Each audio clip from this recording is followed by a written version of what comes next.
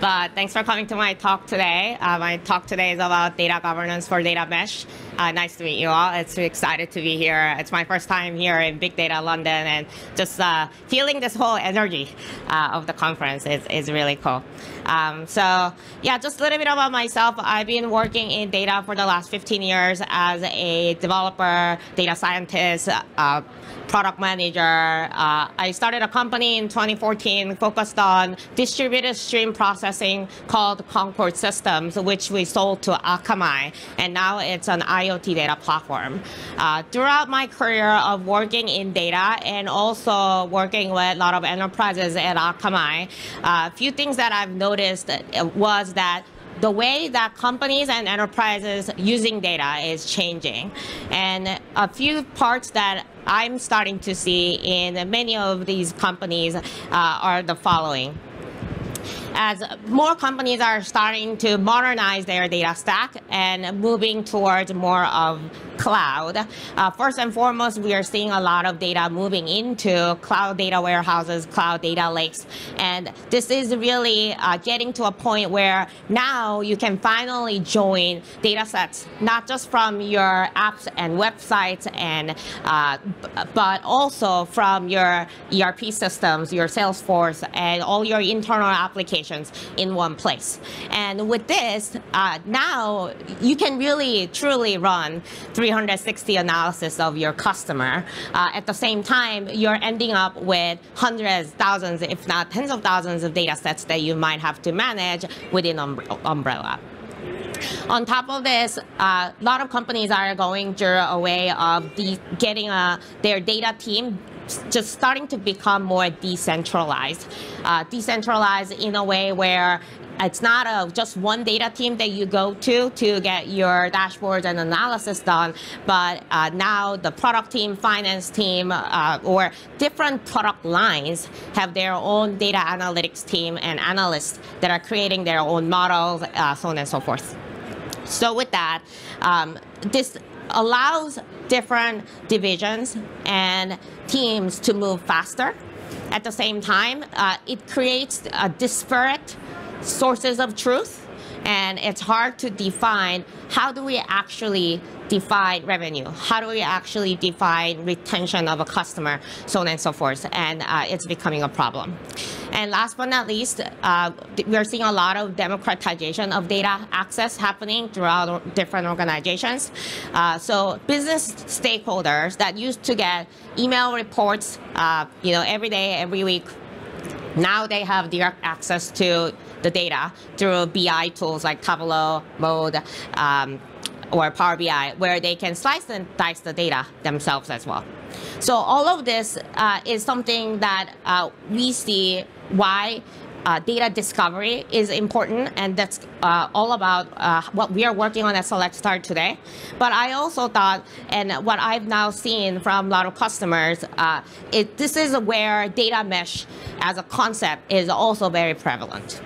Data mesh really is timely in that area because now the whole concept of data mesh allows you to have the domain data teams to have the full autonomy to build and manage their own data sets, their ways of organizing the data sets. At the same time, being able to access different data infrastructure through the federated data platform. And the part that really, truly to allow that happen is by having the global governance and open standards as well. So these are some of the things that I would like to go into on my talk today. So just to give a little more context, some of the customers that we've been working with include Fortune 500 companies as well as fast-growing enterprises. A lot of these companies have a very deep expertise in their pricing model, the way that they utilize data inside of their organization. And this is why data governance, and also for some of them, implementing data mesh was quite important project for them. So just having observed a lot of these projects closely have led me to create some of these blog posts and starting to give talks about this. So a lot of the work that I'm going to talk about today is going to be around data governance, how data governance works in a lot of modern organizations, and how that could map to the implementing data mesh. One thing that really combines a lot of our customers and areas that I've seen working really effectively is data discovery. Data discovery is defined as finding and understanding data. Sorry, my font is all broken here because it doesn't have all the fonts there.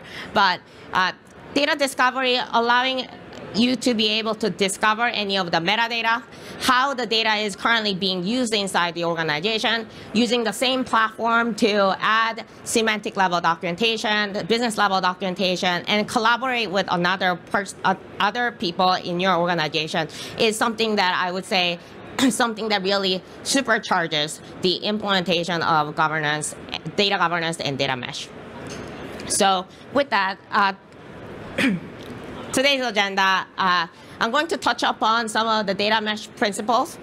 Here I'm assuming that you've already learned a lot about data mesh from either previous talks or read about it, but I'll touch upon some of the principles that are more related to governance and also discovery.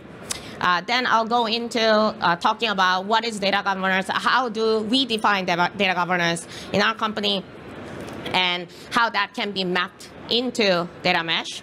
And last but not least, I'll go into a little bit more around some of the best practices that we've seen and things that we now recommend to a lot of our customers when they are trying to implement data governance in their organization. So with that, let's start with data mesh principles. Initially, when I started looking into and started learning about data mesh as a principle a couple years ago, I felt like this is very similar to distributed data management model.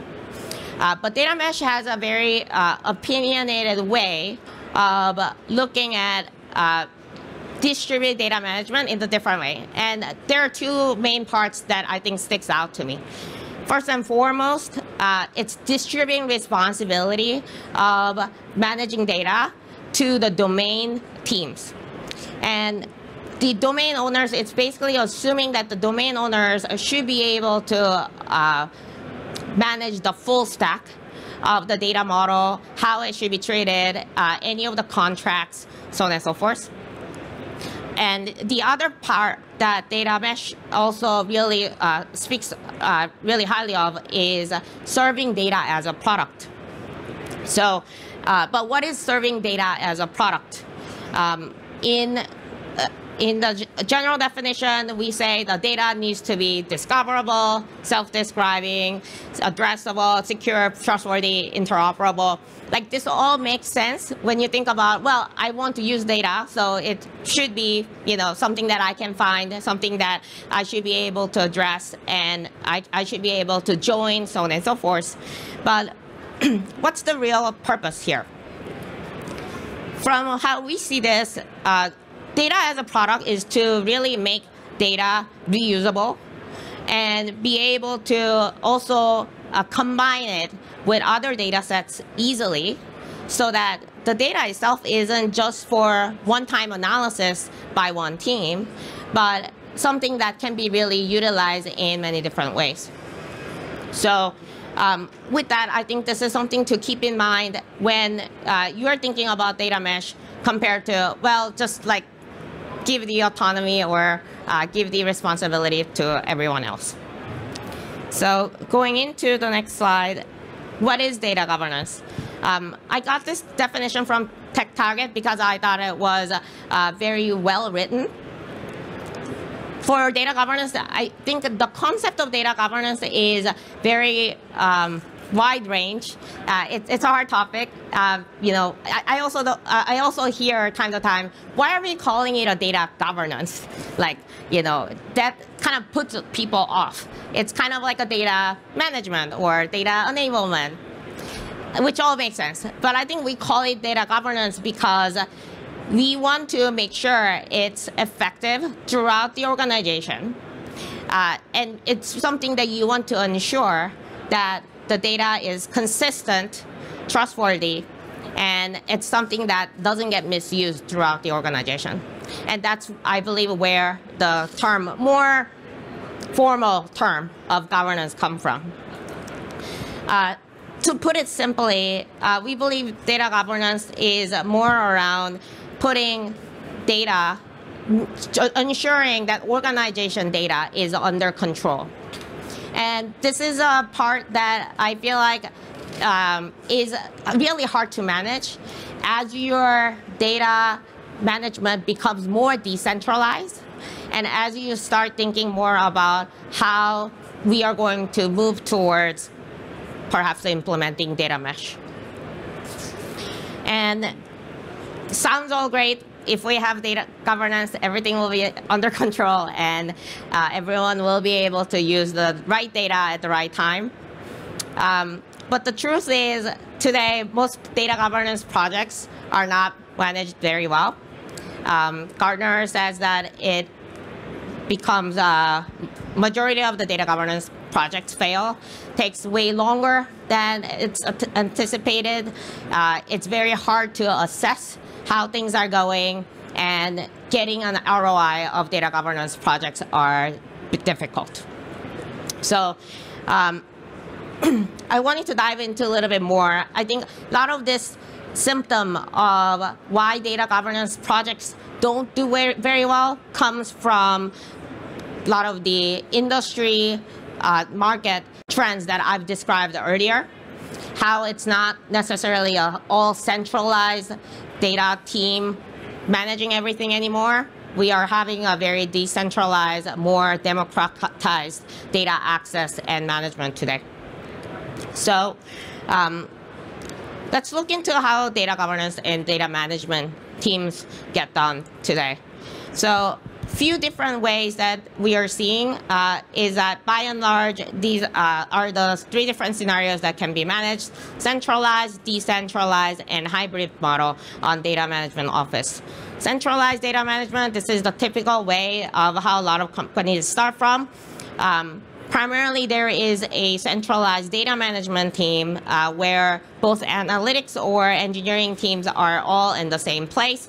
Data requests goes through just like the single channel, and the business data owners, the domain data owners, will delegate any of the responsibility to that data team. And I would say a lot of smaller companies start with this model, and then they may grow as they get bigger. When you look at a lot of larger companies and a lot of larger organizations, you will see more decentralized data management.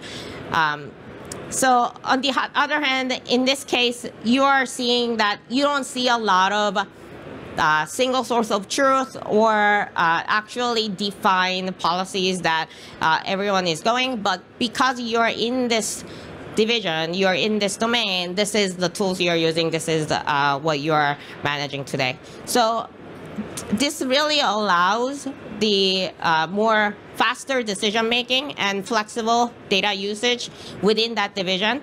But because there's no centralized coordination, you may feel like that it's very hard to get data from any other teams outside of your team. And you may also feel like, you know, for the centralized, any of the data management office, you feel like this is going out of control. And there is a hybrid. So here with the hybrid model, you will be sharing the responsibilities of between the data management office, and this is a data management office to act as a center of excellence and providing guidance and overall hierarchy of how the data should be organized to the respective domain owners and their data teams. So here, it really comes down to dividing up the roles and responsibilities. But when it works well, this can really have the best of both worlds, where you feel like you have a general area in control, and you are also supporting more scaling, growing organization needs around data. So with this, let's go into a little bit more about data governance for data mesh. So to make hybrid data management work, oops, okay. The data governance standards needs to be defined centrally. But it's really to the local domain teams to have the autonomy and resources to execute these standards for their particular environment. So in order for the data management teams to be federated by having the local domain teams with the visibility and everything, the policies, setup process, and the high-level hierarchy needs to be all visible and accessible by a lot of the teams. And I would say to really keep up with the pace of the organization, this this really is a part that gives you the flexibility and control. The part that is more related to the data mesh, I would say, is to really to be part of the data mesh. You're adding the centralized managed guidelines and how the domains can be actually categorized within the part of the data mesh platform, or more of the tool that you are implementing. So being a federated model, I would say the big part here is discoverability. Just like how data as a product, majority of the points is around discovery and how it can be addressable and how you can reference it, so on and so forth. Data discovery is something that we recommend in order for you to have in the beginning of the implementation until having it to be fully utilized within different organizations. So what is data discovery? If you haven't heard about this term, data discovery is really around how you can understand the data is being used.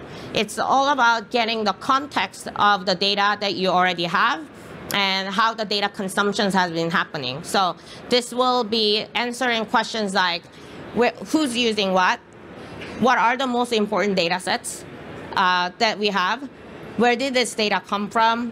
What are the dashboards or these reports built from this data set? And how are other people actually using the data today? When's the last time this updated? So on and so forth. So data discovery, to go into a little bit more data discovery and give you more examples, a lot of data discovery platforms like SelectStar will provide you with things like, giving you a search platform where you can get through every single, regardless of what data infrastructure or tooling you may have, for it to search through across all the platform and actually drill down any of the sources or by tags or by owners. Being able to assign owners and actually show accountability. This is one part that you also want to make sure that you have in data mesh so that people know where to go to if they are looking for certain domain-related data. You would want to understand good usage and popularity. What are the data sets that are being actually used the most, who's using them, and how often, so that you can actually gauge how to organize that data or give indication to the actual domain owners of how to manage that data. Lineage and dependencies are also important. This will give you an understanding of interoperability as well as where the data has already been meshed up together. And if you were to debug any of the reports, or if you're trying to understand the impact of changing any of the actual metadata, you would want to have automated lineage already built in for your data platform.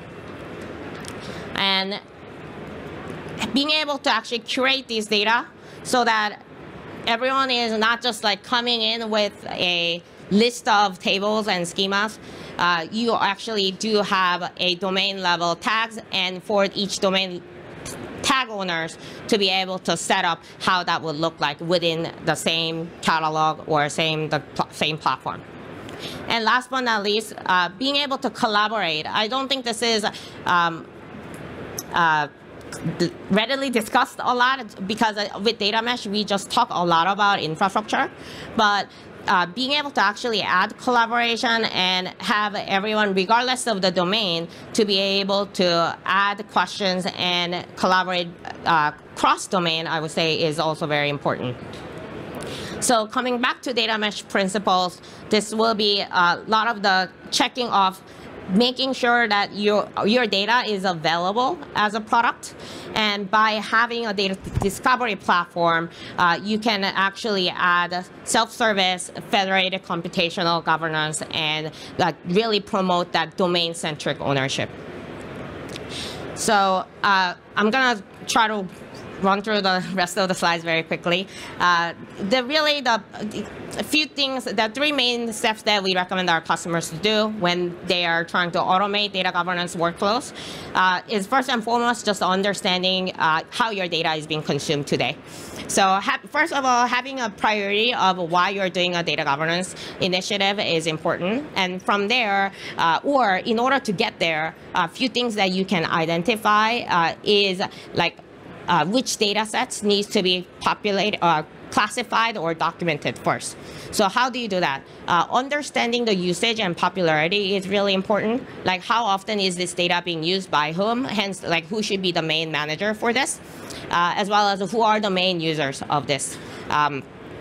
Then you can actually, with that information, then you can actually prioritize which data pipelines or models to be managed and actually archive anything that may not be as useful. Then you can actually start putting a high-level framework of organizing the data. Adding a high-level tags and ownership and documentation standards is something that we recommend so that you can actually have your domain owners to follow the trajectory and create the